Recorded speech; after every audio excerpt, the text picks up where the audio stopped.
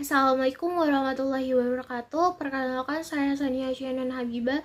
Saya Prodi PPKN-RA NIM 210046.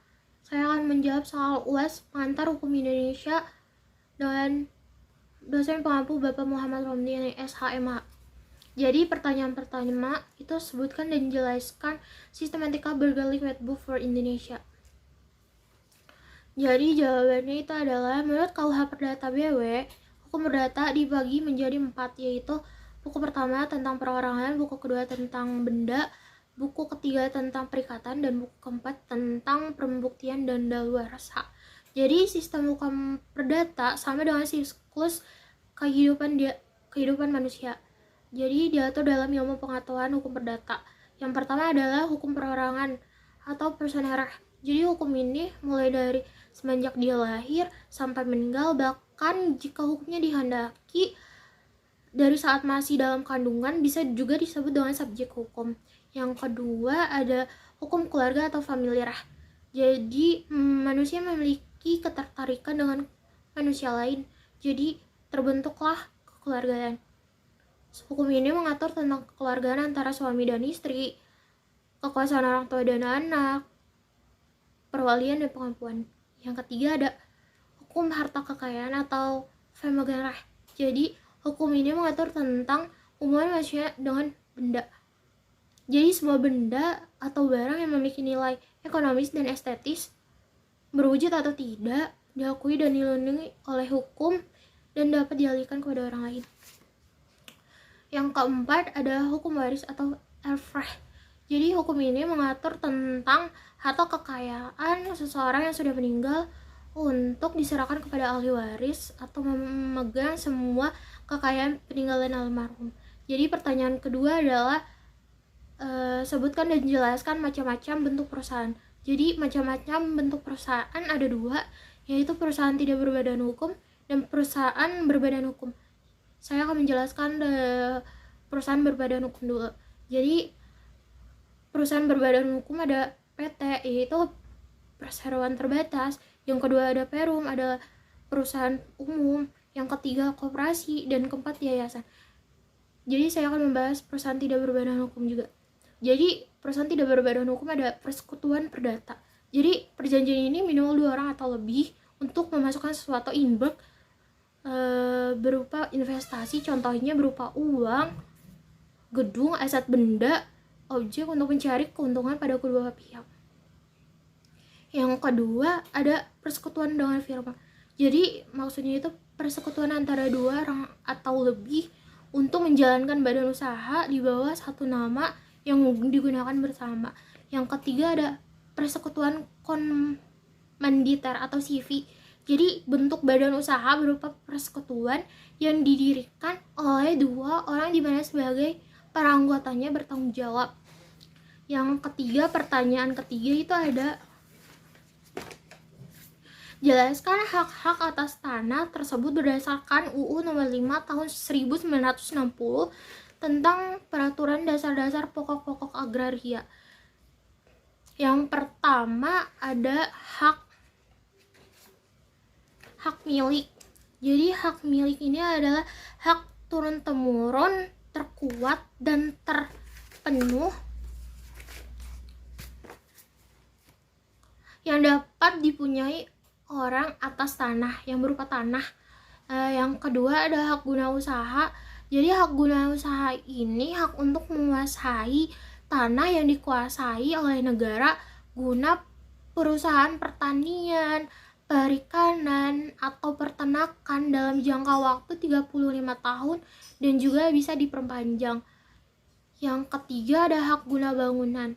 Jadi hak guna bangunan ini hak untuk mendirikan bangunan atas tanah bukan milik sendiri, berupa milik negara tanahnya. Jadi yang keempat ada hak pakai.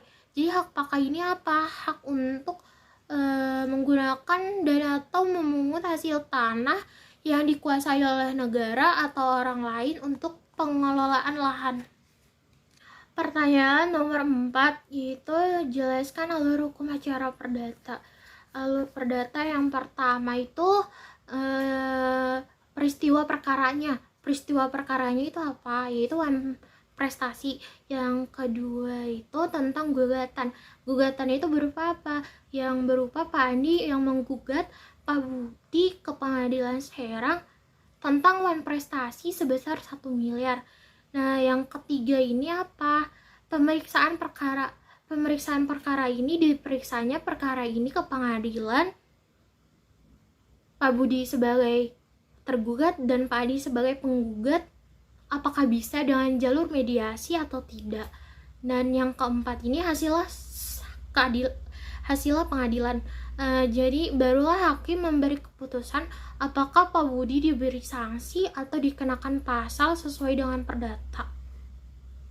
Yang kelima, pertanyaannya adalah jelaskan perbedaan hukum tata negara dengan hukum administrasi negara. Jadi hukum tata negara ini yang menetapkan struktur dan sistem organisasi negara. Pada prinsipnya, hukum tata negara itu mengatur negara dalam keadaan diam. Hukum administrasi negara. Jadi hukum administrasi negara ini mengatur negara dalam keadaan bergerak. Jadi hukum administrasi negara ini mengatur bagaimana cara perlengkapan negara dalam melaksanakan tugasnya. Yang keenam, pertanyaannya adalah jelaskan objek sengketa pada pengadilan tata usaha negara. Jadi unsur dari kata UN itu, keputusan itu harus tertulis, namun disyaratkan tertulis, bukan formalnya. Persyaratan tertulis itu untuk memudahkan dalam pembuktian. Yang kedua, Badan Tata Usaha Negara.